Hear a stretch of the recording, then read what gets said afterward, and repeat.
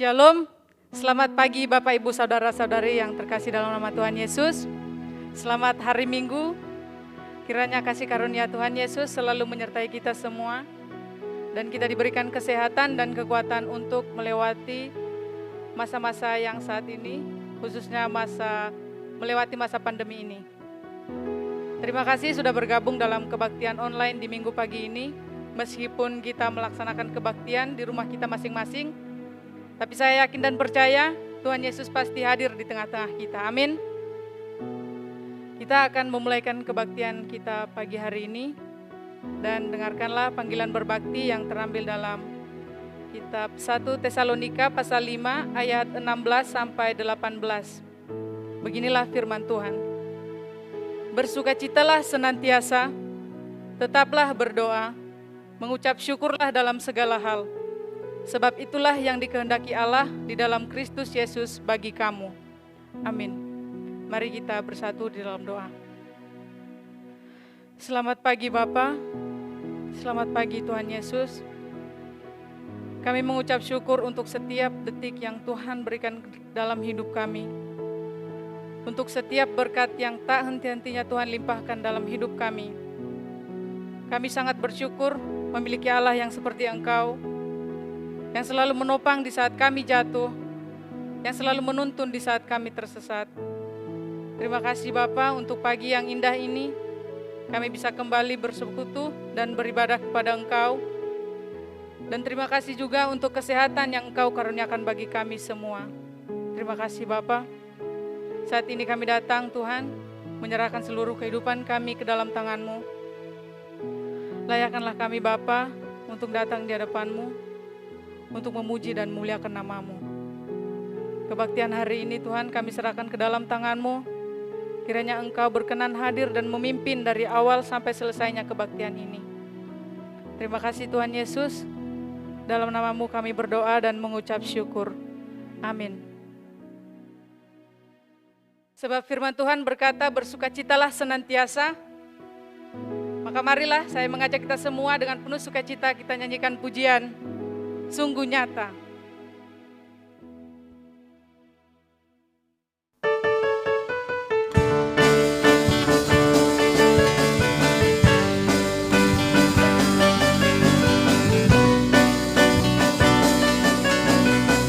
Mari kita sembah Tuhan, katakan seindahnya pelangi. Seindahnya pelangi, secerahnya mentari.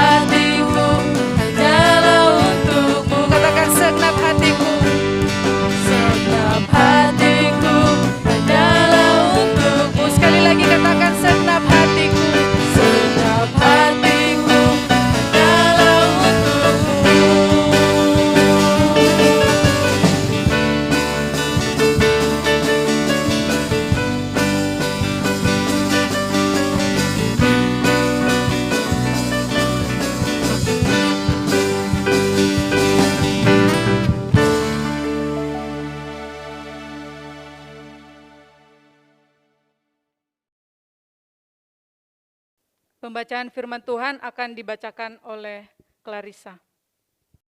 Nats firman Tuhan dari ini diambil dari Matius 11 ayat 25-29. Ajakan juru selamat. Pada waktu itu berkatalah Yesus, "Aku bersyukur kepadamu Bapa, Tuhan langit dan bumi, karena semuanya itu Engkau sembunyikan bagi orang bijak dan orang pandai, tetapi Engkau nyatakan kepada orang kecil. Ya Bapa, itulah yang berkenan kepadamu. Semua diserahkan kepadaku oleh Bapakku, dan tidak seorang pun mengenal anak selain Bapa, dan tidak seorang pun mengenal Bapa selain anak, dan orang yang kepadanya anak itu berkenan menyatakannya. Marilah kepadaku semua yang letih lesu dan berbeban berat, aku akan memberi kelegaan kepadamu. Pikulah kuk yang kupasang dan belajarlah padaku, karena aku lemah lembut dan rendah hati, dan jiwamu akan mendapatkan ketenangan." Amin. Sebelum kita mendengarkan firman Tuhan yang disampaikan oleh Bapak Gembala, kita akan menyanyikan satu pujian, Permata Hatiku.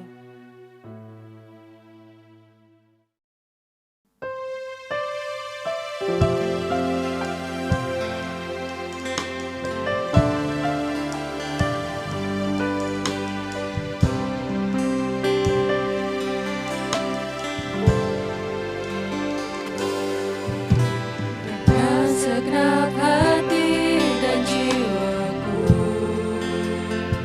ku datang padamu dalam kerinduan. Kasih-Mu yang sanggup mengubahku dan menguatkanku dalam pengharapan. Yesus, Engkaulah permata hatiku, dunia tak dapat menggantikanmu. Kemuliaan-Mu tercurah bagiku, menjadikanku indah dan semakin indah bagimu. Mari lebih sungguh lagi kita ulang pujian ini dari awal. Dengan segenap hati dan jiwaku, ku datang padamu dalam kerinduan. Kasih-Mu yang sanggup mengubahku dan menguatkanku dalam pengharapan. Yesus, Engkaulah permata hatiku, dunia tak dapat menggantikanmu. Kemuliaan-Mu tercurah bagiku, menjadikanku indah dan semakin indah bagimu. Katakan Yesus, Engkau. Yesus, Engkaulah permata hatiku, dunia tak dapat menggantikanmu. Kemuliaan-Mu tercurah bagiku, menjadikanku indah dan semakin indah bagimu. Jadikanku indah dan semakin indah bagimu. Jadikanku indah dan semakin indah bagimu.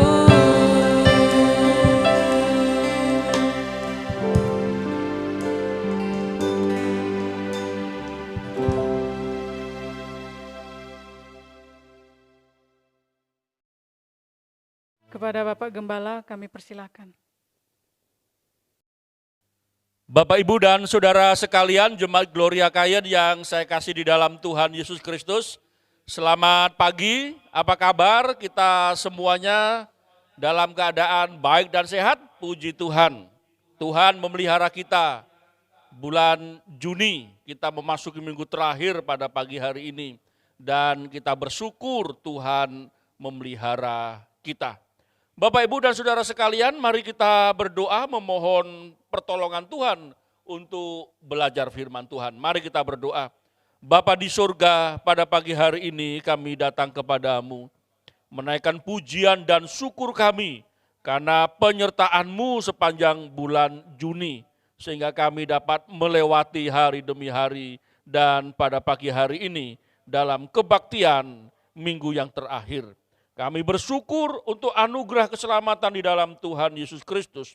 Kami bersyukur atas berkat-berkat-Mu dalam kehidupan pribadi maupun keluarga. Bapa di surga, kami siap untuk mendengarkan penjelasan firman Tuhan. Untuk itu kami memohon pertolongan-Mu sehingga pemberitaan firman Tuhan dapat kami terima dengan sukacita, dan tolonglah kami untuk menjadi pelaku firman Tuhan. Di dalam nama Tuhan Yesus kami berdoa. Amin. Judul khotbah, iman yang tak bergeser walau digoncang. Mari kita membaca nas firman Tuhan yang mendasari khotbah pada pagi hari ini dari kitab Kisah Para Rasul pasal yang ke-7 ayat 54 sampai 60. Demikianlah firman Tuhan. Ketika anggota-anggota Mahkamah Agama itu mendengar semuanya itu, sangat tertusuk hati mereka.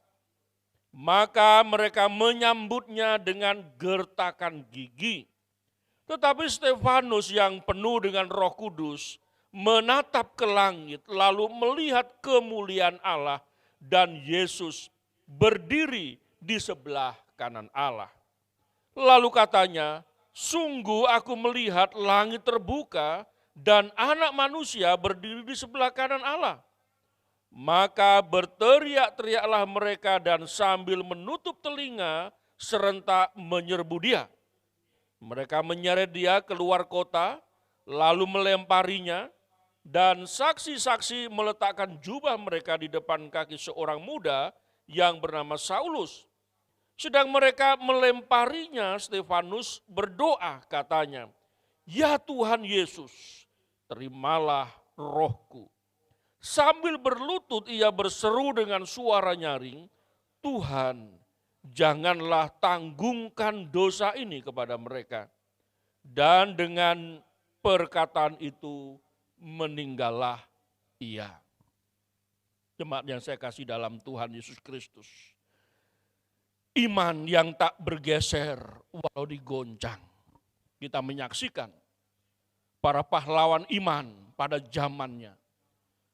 Mereka berdiri teguh atas iman mereka. Mereka meyakini Alkitab firman Allah, sehingga dengan keyakinannya itu dia menegur, dia menasehati, dan dia berdiri teguh dengan pendiriannya yang sesuai dengan firman Tuhan. Tidak sedikit di antara mereka yang dipenjarakan, dianiaya, bahkan dibunuh. Jemaat yang saya kasih dalam Tuhan Yesus Kristus, dalam kehidupan saya dan saudara, Tuhan pasti senang ketika saya dan saudara memiliki iman yang teguh di dalam Tuhan Yesus Kristus. Walau menghadapi tantangan, walau menghadapi pergumulan, bahkan kesulitan hidup, dan yang paling berat aniaya dan ancaman kematian. Tuhan pasti senang ketika kita tetap berdiri teguh di atas kebenaran. Tuhan pasti senang ketika kita sampai pada hari kematian kita tetap di dalam Tuhan Yesus Kristus. Kalau kita melihat Stefanus, salah satu dari 7 diaken yang dipilih oleh jemaat Yerusalem pada waktu itu, Stefanus seorang yang memiliki nilai lebih di dalam jemaat. Firman Tuhan mencatat bahwa Stefanus, kalau kita melihat di pasal yang ke-6 dari Kisah Para Rasul, di ayatnya yang ke-5, firman Tuhan berkata, usul itu diterima baik oleh seluruh jemaat, lalu mereka memilih Stefanus, seorang yang penuh iman dan Roh Kudus. Tentu iman yang dimaksud adalah iman di dalam Yesus Kristus. Hidupnya dipimpin oleh Roh Kudus, sehingga dia dapat menunjukkan perilaku hidup, sikap hidup, gaya hidup yang memuliakan Tuhan. Di ayatnya yang ke-8, firman Tuhan berkata bahwa Stefanus penuh dengan karunia dan kuasa mengadakan mujizat-mujizat dan tanda-tanda di antara orang banyak. Jadi rupanya Stefanus diberi kesempatan oleh Tuhan, selain dia melayani meja atau melayani kebutuhan jemaat, karena para rasul harus memusatkan pikiran untuk berdoa dan pelayanan firman, maka para diaken ini, mereka disuruh untuk melayani meja. Supaya apa? Supaya jemaat tidak bersungut-sungut dan bahkan membuat nama para rasul jadi jelek. Itulah sebabnya para diaken ini, 7 orang diaken ini dipilih, dan firman Tuhan mencatat bahwa mereka adalah orang-orang yang penuh iman, dipimpin Roh Kudus, terkenal baik, sehingga mereka dapat menjaga nama baik para rasul. Cuma yang dikasihi Tuhan, pelayanan Stefanus tidak hanya pada pelayanan meja, tetapi firman Tuhan mencatat Tuhan beri kesempatan dia untuk melakukan tanda dan mujizat. Dan ini yang sangat luar biasa. Pelayanannya menjadi pelayanan yang memberkati jemaat. Bapak, Ibu, dan Saudara yang saya kasih di dalam Tuhan Yesus Kristus. Stefanus itu artinya mahkota. Sesuatu yang indah, sesuatu yang mulia, sesuatu yang agung. Dan rupanya Stefanus ini benar-benar dia menjadi mahkota dalam jemaat pada waktu itu. Dan rupanya untuk mendapatkan mahkota atau meraih mahkota harus melewati jalan salib. Di dalam perjanjian baru ada 5 mahkota yang Tuhan beritahu kepada kita setiap orang percaya. Supaya saya dan saudara, setelah kita bertobat percaya Yesus, kita masih hidup di dunia ini, kita disuruh untuk berjuang, berkorban, melayani pekerjaan Tuhan.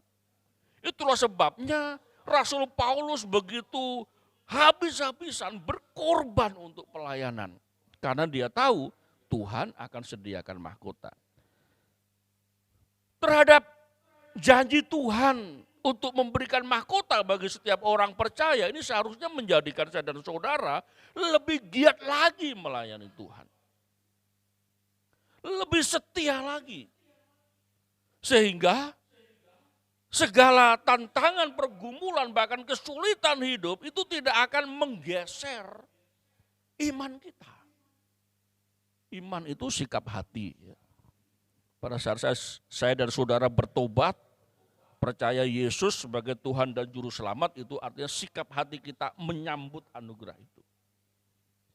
Dan Tuhan mau supaya sampai nanti Tuhan panggil pada hari kematian kita tetap memelihara iman. Nah, inilah Bapak Ibu Saudara yang dikasih Tuhan Yesus Kristus yang dimaksud dengan tetap tinggal dalam kasih karunia Allah. Berkaitan dengan mahkota surgawi yang Tuhan sediakan bagi kita. Pada saat nanti kita berdiri di bema Kristus, di pengadilan Kristus, ada satu kebahagiaan ketika Tuhan memberikan hadiah kepada saya dan saudara. Ada mahkota abadi. 1 Korintus 9 ayat 24 dan 25, tidak tahukah kamu bahwa dalam gelanggang pertandingan semua peserta turut berlari, tetapi bahwa hanya 1 orang saja yang mendapat hadiah. Karena itu larilah begitu rupa sehingga kamu memperolehnya. Tiap-tiap orang yang turut mengambil bagian dalam pertandingan menguasai dirinya dalam segala hal. Mereka berbuat demikian untuk memperoleh suatu mahkota yang fana. tetapi kita untuk memperoleh suatu mahkota yang abadi. Jadi Rasul Paulus memberikan penjelasan, untuk mahkota yang fana saja seorang atlet dia berjuang untuk mentaati peraturan pertandingan itu. Kalau dia berlomba, dia menang tetapi melanggar peraturan dari pertandingan itu, dia bisa dibatalkan juaranya. Apalagi kalau ketahuan menggunakan obat-obatan yang terlarang. Jemaat yang dikasihi Tuhan, ini mahkota yang Tuhan sediakan bagi kita orang percaya, yaitu mahkota abadi. Dalam pertandingan iman ini kita menjaga hidup kita agar tetap sesuai dengan firman Tuhan. Ada mahkota sukacita, 1 Tesalonika 2 ayat 19, sebab siapakah pengharapan kami dan sukacita kami atau mahkota kemegahan kami di hadapan Yesus Tuhan kita pada waktu kedatangannya kalau bukan kamu. Rasul Paulus menyerukan dalam Filipi 4 ayat 4 agar bersukacitalah senantiasa dalam Tuhan atas berkat melimpah yang Allah telah anugerahkan kepada kita. Jemaat yang dikasihi Tuhan. Terhadap jemaat yang dia layani, Rasul Paulus berkata kepada jemaat, aku ini bagaikan seorang ibu yang merawat, yang mengasuh. Aku ini bagaikan seorang bapak yang memimpin, yang memberi nasihat. Supaya jemaat itu tetap berdiri teguh di atas imannya. Walaupun menghadapi goncangan, walaupun menghadapi tantangan dalam pergumulan hidup ini, jemaat harus berdiri teguh. Mengapa? Karena waktunya singkat.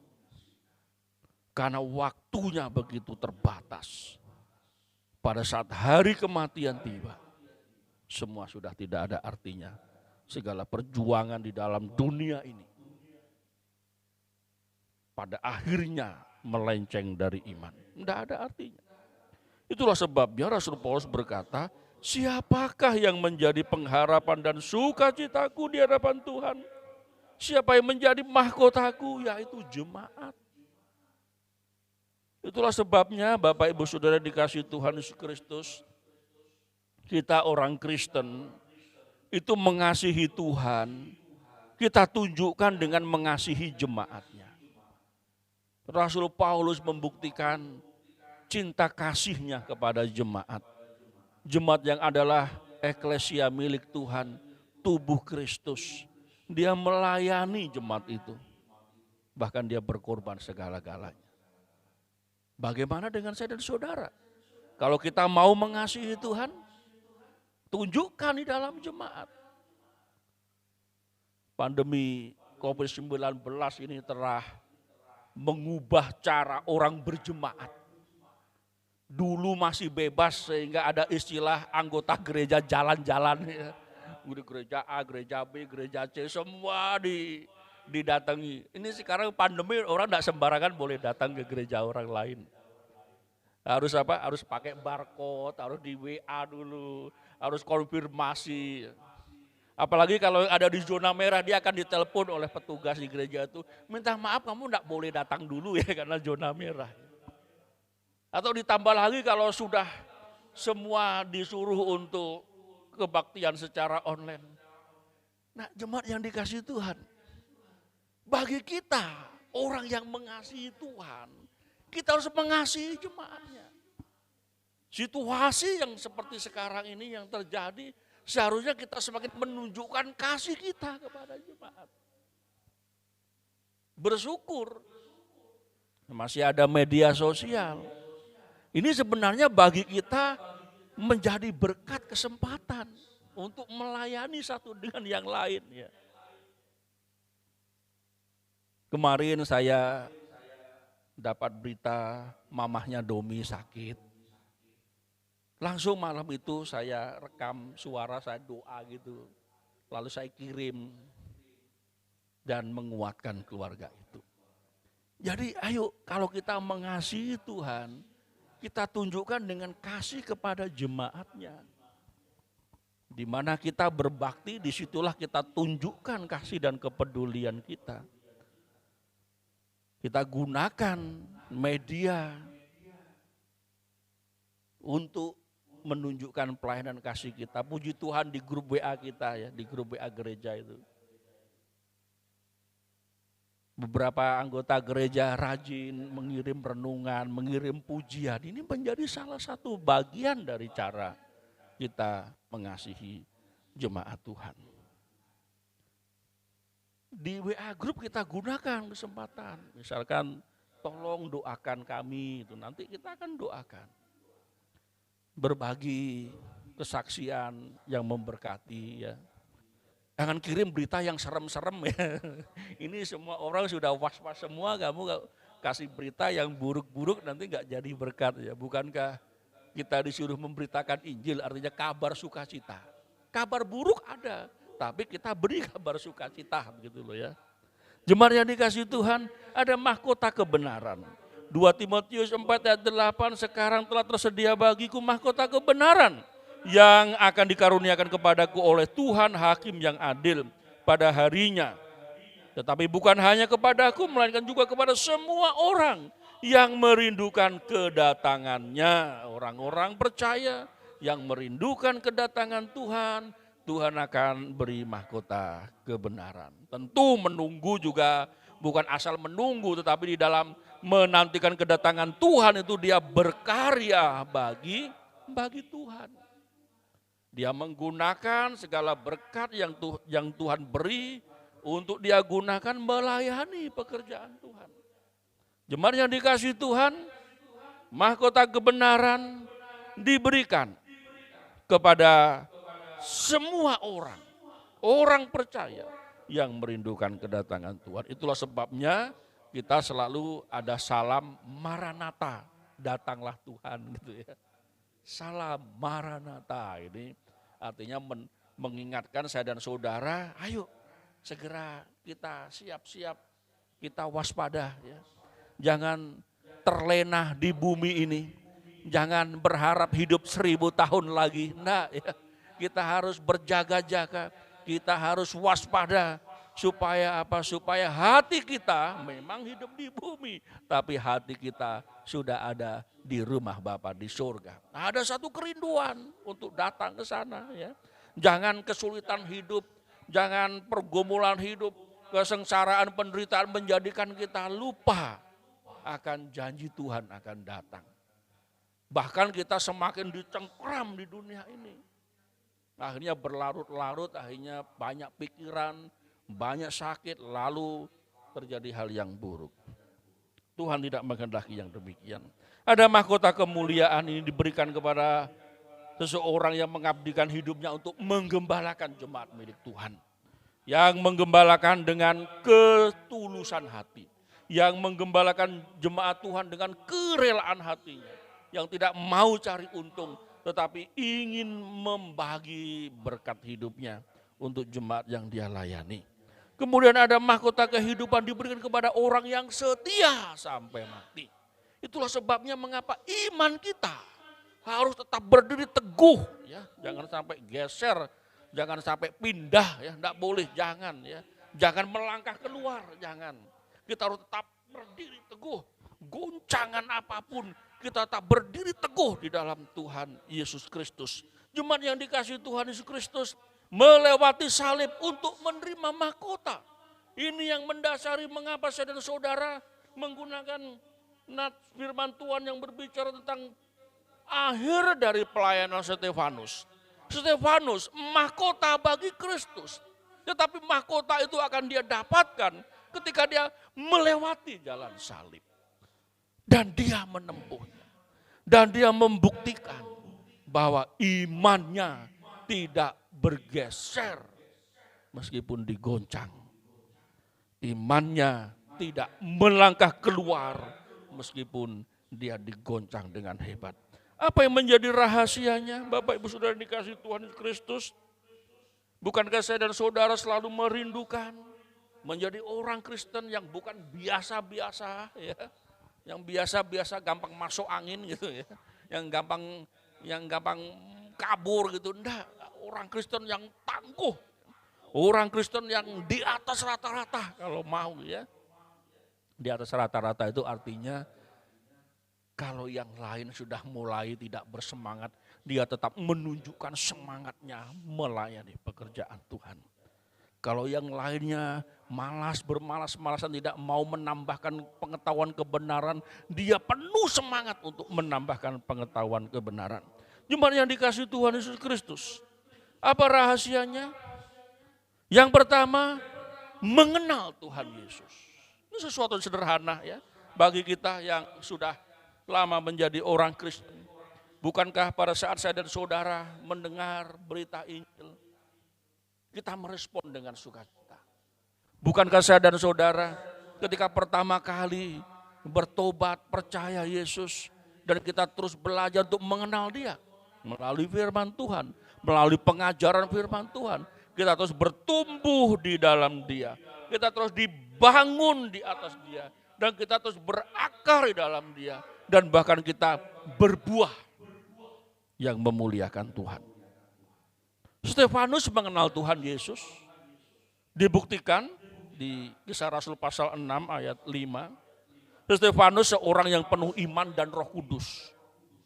Stefanus penuh dengan karunia dan kuasa, mengadakan mujizat dan tanda-tanda di antara orang banyak. Ini kasus khusus ya, Stefanus ini seorang diaken bisa melakukan tanda dan mujizat, dan itu tidak sering dia lakukan ya. Ada waktu yang memang itu dibutuhkan. Sehingga dia tidak bermain-main dengan mujizat Tuhan ya. Cuman yang dikasih Tuhan, mengapa mengenal Yesus menjadikan saya dan saudara dapat berdiri teguh, tetap kuat, tetap menunjukkan orang Kristen yang sejati, murid Kristus yang baik dan setia. Rasul Paulus dalam doanya, yang kukehendaki ialah mengenal Dia dan kuasa kebangkitannya, supaya aku juga beroleh kebangkitan dari antara orang mati. Orang-orang yang mengasihi Tuhan adalah orang-orang yang mengenal Dia. Dalam praktek kehidupan sehari-hari, Bapak Ibu Saudara yang dikasihi Tuhan, pengenalan kita akan Tuhan itu selalu dikaitkan dengan praktek hidup. Ada orang yang bekerja, di tempat dia bekerja, dia tahu keadaannya, bahwa banyak yang curang, banyak yang berkata, bro katanya ya, kamu kalau di sini jujur-jujur gini kapan kamu bisa kaya gitu ya. Tapi sebagai orang yang mengenal Tuhan, dia tunjukkan bahwa berkat bukan hanya didapat dari kecurangan ya. Memang berkat tidak didapat dari kecurangan ya. Dia katakan berkat tidak didapat dari kecurangan. Dan dia tetap menunjukkan bahwa dia orang yang mengasihi Tuhan, mengenal Tuhan. Sehingga ajakan pengaruh buruk tidak mempengaruhi hidupnya. Jemaat yang dikasihi Tuhan. Rasul Paulus menjelaskan bahwa pengenalan akan Kristus menjadikan dia rindu untuk memberitakan Injil. Pengenalan akan Kristus menjadikan dia ingin melayani pekerjaan Tuhan. Dan itu dia tunjukkan dengan pelayanannya yang sangat luar biasa. Stefanus, jemaat mengakui bahwa pelayanannya adalah pelayanan karena dia mengenal Kristus. Saya dan saudara, gembala jemaat melayani pekerjaan Tuhan karena dia mengenal Tuhan, dan seharusnya dia harus selalu senantiasa berjuang, belajar untuk mengenal Tuhan. Semakin kita mengenal Tuhan, pelayanan ini menjadi sangat indah. Semakin kita mengenal Tuhan, kita menilai pelayanan ini adalah hak istimewa, pemberian istimewa daripada Tuhan. Kadang ada orang yang mengeluh pelayanan ini berat, pelayanan ini susah ya. Ya memang kalau dilihat dari matamu langsung ya memang.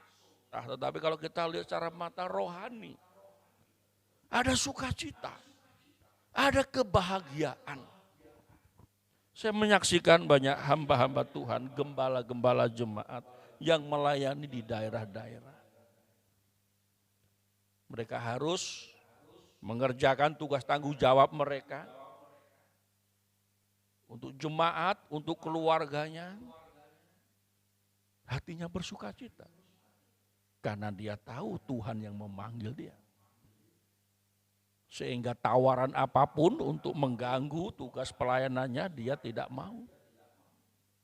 Dia meyakini Tuhan yang memanggil dia untuk menggembalakan jemaat milik Tuhan. Untuk dia bisa terus melayani Tuhan, dia harus mengenal Tuhan. Jemaat yang dikasihi Tuhan, sepanjang saya menggembalakan jemaat Tuhan, saya mensyukuri ini adalah panggilan Tuhan. Saya ingat dulu waktu masuk seminari, diwawancarai, dan dalam hati saya, dan saya katakan, karena saya mempunyai keyakinan Tuhan memanggil saya untuk menjadi gembala jemaat. Ya memang sih tidak dengar langsung kayak orang ngomong gitu ya, diberitahu, dibisikin enggak ya. Tapi ada satu kerinduan dalam hati ini untuk melayani dia. Ketika kerinduan itu melayani dia lalu ditambah dengan semakin diperlengkapi, semakin mengenal dia, maka yang terjadi adalah seperti Stefanus. Dia tunjukkan kasihnya kepada Tuhan dengan kasihnya kepada jemaat. Dia mengenal Tuhan Yesus. Sehingga yang kedua ini yang menjadi rahasia mengapa kita harus berdiri teguh, yang tidak tergoncangkan, yang tidak bergeser meskipun digoncang. Seperti Stefanus, dia bisa menjelaskan imannya di dalam Tuhan Yesus Kristus. Pengenalannya akan dia, memudahkan dia untuk menjelaskan siapa Yesus. Mengapa kok Stefanus sampai dirajam batu? Dia soalnya apa?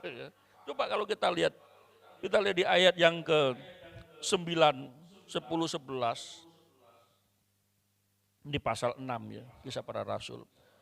Tetapi tampillah beberapa orang dari jemaat Yahudi yang disebut jemaat orang Libertini. Anggota-anggota jemaat itu adalah orang-orang dari Kirene dan dari Alexandria.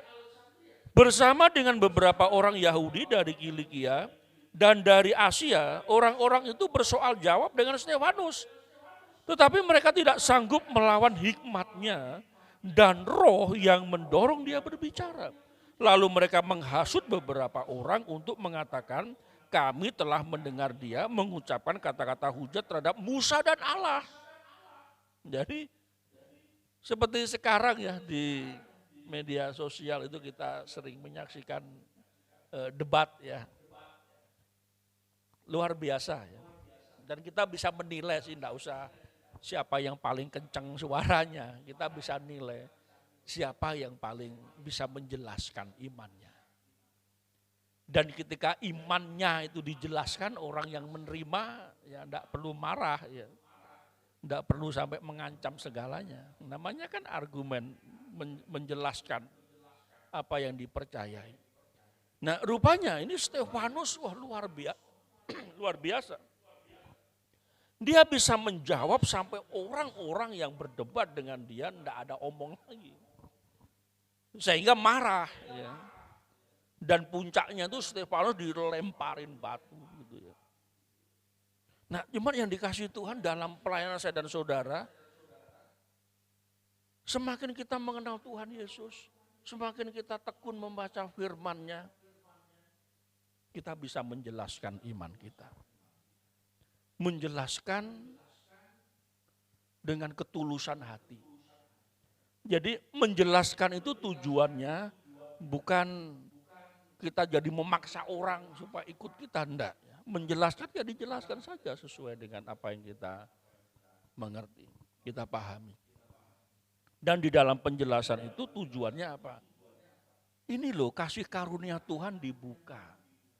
Anugerah Tuhan tersedia. Yang haus silahkan ambil supaya kamu disegarkan. Yang mau silahkan ikut gitu ya. Kalau enggak ya enggak apa-apa gitu ya. Zaman sekarang ini wah luar biasa. Tuhan memberkati dengan teknologi sehingga kita bisa melayani melalui berbagai media sosial. Sehingga kabar baiknya kita bisa menyaksikan para pengkhotbah-pengkhotbah Kristen yang hebat-hebat. Wah, luar biasa kita diberkati. Nah, ini seharusnya menjadi kesempatan bagi kita. Ketika Tuhan memberkati kita sehingga kita bisa beli HP yang bagus, ada jaringan internet ya. Jangan cari-cari yang berita-berita buruk ya. Kadang-kadang orang disibukkan dengan mencari berita. Ini COVID sudah naik berapa ini? Nah, banyak sekali informasi tentang pembelajaran firman Tuhan. Nah, ini kita gunakan supaya saudara bisa menjelaskan firman Tuhan. Di ayat 12, dengan jalan demikian mereka mengadakan suatu gerakan di antara orang banyak serta tua-tua dan ahli-ahli Taurat. Mereka menyergap Stefanus, menyeretnya dan membawanya ke hadapan mahkamah agama. Ini skala debat sampai urusannya begitu parah ya. Lalu mereka memajukan saksi-saksi palsu yang berkata, orang ini telah terus-menerus mengucapkan perkataan yang menghina tempat kudus ini dan hukum Taurat. Sebab kami telah mendengar dia mengatakan bahwa Yesus orang Nazaret itu akan merubuhkan tempat ini dan mengubah adat istiadat yang diwariskan oleh Musa kepada kita. Jadi tuduhannya itu melanggar hukum Musa, kemudian melanggar kekudusan bait Allah, ya, itu. Kan ini sesuatu yang seharusnya bisa dijelaskan dan kalau orang mau mengerti kebenaran kan harusnya menerima dengan sukacita. Tetapi rupanya penjelasan iman yang Stefanus sampaikan dibalas dengan penganiayaan. Jemaat yang dikasihi Tuhan, di dalam pelayanan saudara-saudara, kita ini melayani untuk menjelaskan firman Tuhan. Menunjukkan kasih Tuhan melalui kehidupan saudara-saudara. Ketika kita mau dalam hidup ini, supaya dapat menjadi teladan, kesaksian yang cemerlang, tidak ada cara lain. Kita harus mengenal Tuhan Yesus. Kita harus bisa menjelaskan apa yang kita percaya. Terus sebabnya tekunlah membaca firman Tuhan. Dengan membaca firman Tuhan itu pengetahuan kebenaran akan kita ketahui sehingga kita bisa menjawab, menjelaskan. Jemaat yang dikasihi Tuhan. Kalau kita tidak membaca firman Tuhan ya kita tidak ngerti apa-apa. Buta rohani nanti ya. Yang ketiga, hidup seperti Tuhan Yesus. Apa yang dilakukan Stefanus? Itu meniru apa yang dia percaya, Tuhan Yesus. Ayat 59 di kitab Kisah Para Rasul pasal yang ke-7. Sedang mereka melempari Stefanus, berdoa katanya, ya Tuhan Yesus, terimalah rohku. Sambil berlutut ia berseru dengan suara nyaring, Tuhan janganlah tanggungkan dosa ini kepada mereka. Dan dengan perkataan itu meninggallah ia. Jemaat yang dikasihi Tuhan. Apa yang kita percayai, apa yang kita ikuti, itu akhirnya akan terwujud dalam perilaku hidup saudara-saudara. Tuhan Yesus yang kita sembah, Tuhan Yesus yang kita percayai, itu pada akhirnya hidup kita itu dituntun untuk menjadi seperti Tuhan Yesus. Siapa yang kita sembah, jadi sepertilah itu.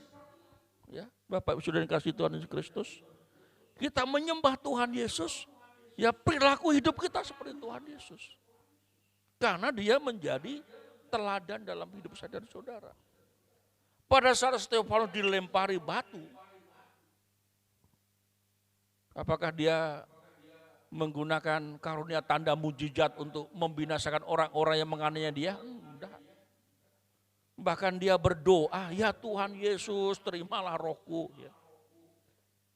Jangan tanggungkan dosa ini kepada mereka. Gambarannya kan seperti Tuhan Yesus, ya ampunilah mereka yang tidak tahu apa yang mereka lakukan.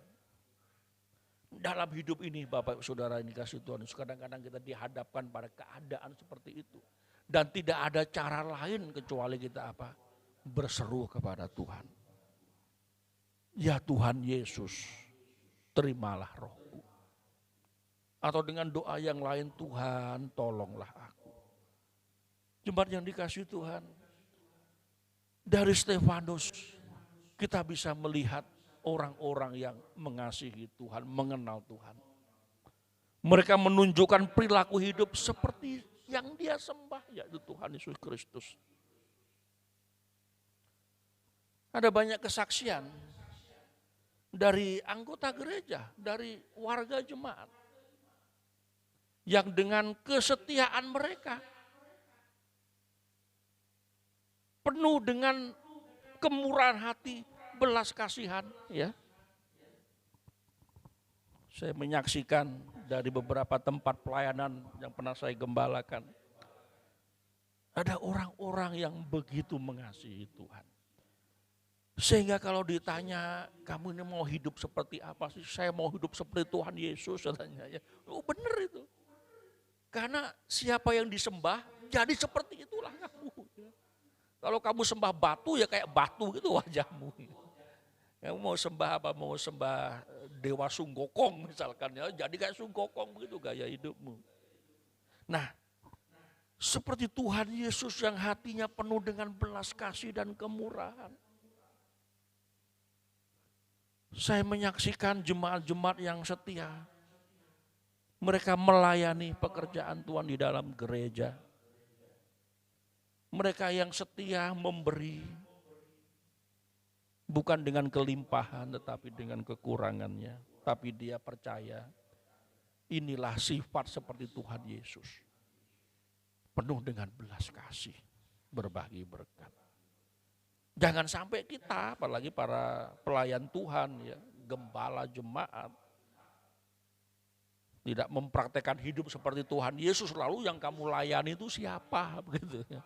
Sampai ada gembala yang tidak mau melayani lagi, itu gimana pengenalanmu akan Tuhan, gimana panggilanmu. Kok sampai goyang begitu ya. Jemaat yang dikasihi Tuhan, belajar dari pengalaman Stefanus, mahkota kemuliaan bagi Tuhan, mahkota sukacita di dalam jemaat, itu harus melewati jalan salib. Demikian pula saya dan saudara. Kalau iman saya dan saudara tidak mau bergeser, walaupun penuh dengan goncangan kehidupan ini, kenalah Tuhan Yesus Kristus. Jelaskan imanmu yang kamu percaya di dalam Tuhan Yesus Kristus. Dan hiduplah seperti Tuhan Yesus Kristus. Mari kita berdoa. Bapa di surga, kami bersyukur penjelasan firman-Mu sudah kami dengarkan dan bagian kami adalah menjadi pelaku firman. Terpujilah nama-Mu Bapa. Di dalam nama Tuhan Yesus kami berdoa. Mengucap syukur untuk firman Tuhan yang kami terima. Amin. Sungguh firman Tuhan yang sangat menguatkan kita. Seperti dalam firman Tuhan berkata, iman adalah dasar dari segala sesuatu yang kita harapkan dan bukti dari segala sesuatu yang tidak kita lihat. Meskipun saat ini kita mengalami banyak tantangan dan banyak rintangan yang hendak menggeser dan menggoyahkan iman kita, namun kita tetap kuat dan berpegang teguh kepada Tuhan. Kiranya sampai akhir hidup kita, Tuhan mendapati kita tetap setia. Amin. Dan untuk merespon firman Tuhan, kita nyanyikan pujian Walau 1000 rebah.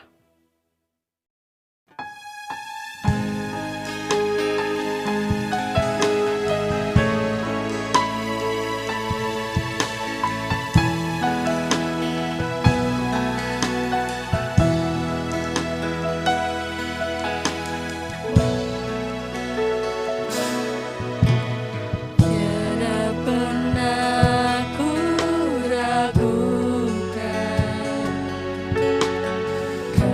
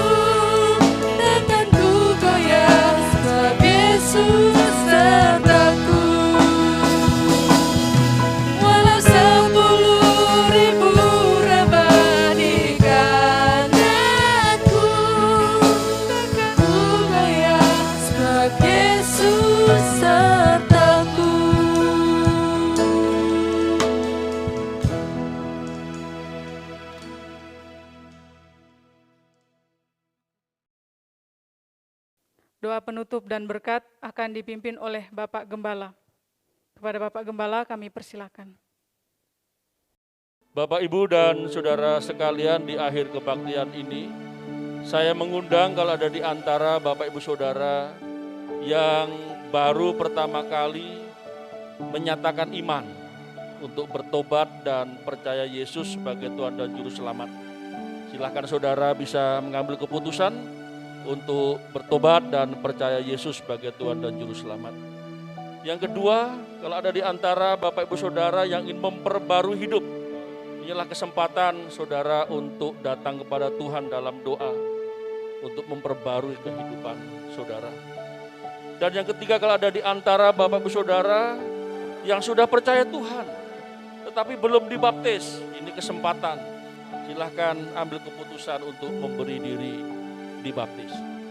Bapak, Ibu, dan Saudara sekalian, Jemaat Gloria Kayen yang saya kasih di dalam Tuhan, pada bulan Juni ini gereja turut bersyukur karena beberapa saudara seiman kita berulang tahun.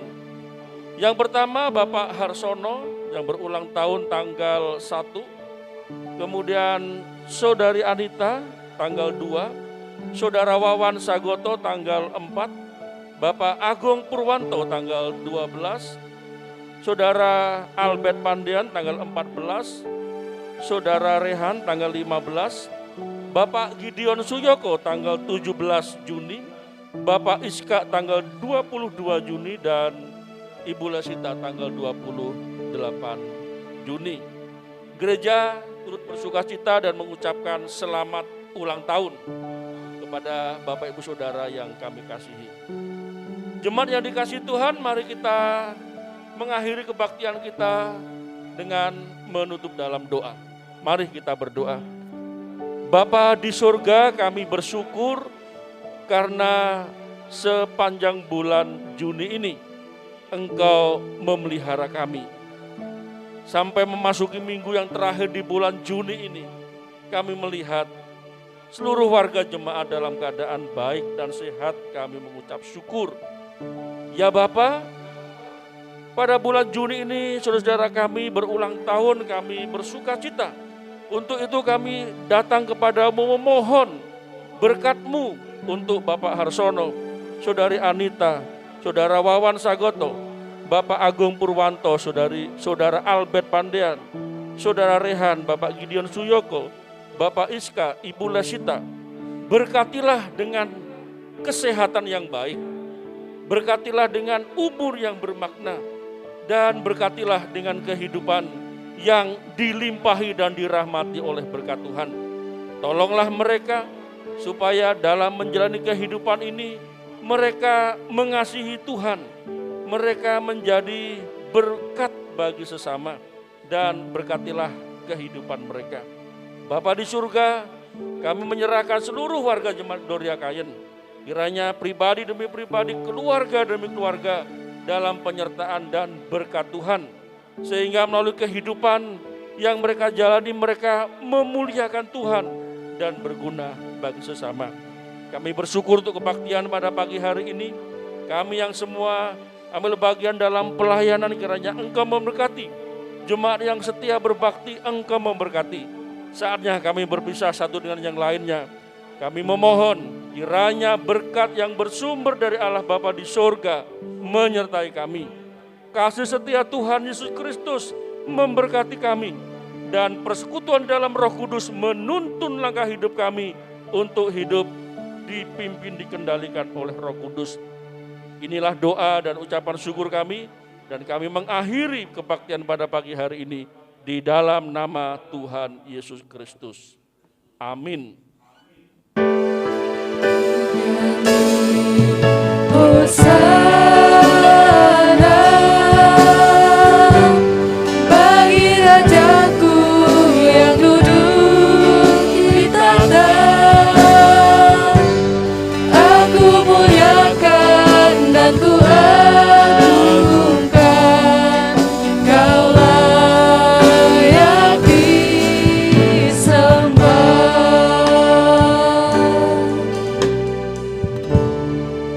Bapak, Ibu, dan saudara sekalian, selamat hari Minggu dan selamat menjalani kehidupan ini dengan satu keyakinan Tuhan memelihara dan memberkati kita. Salam Maranatha.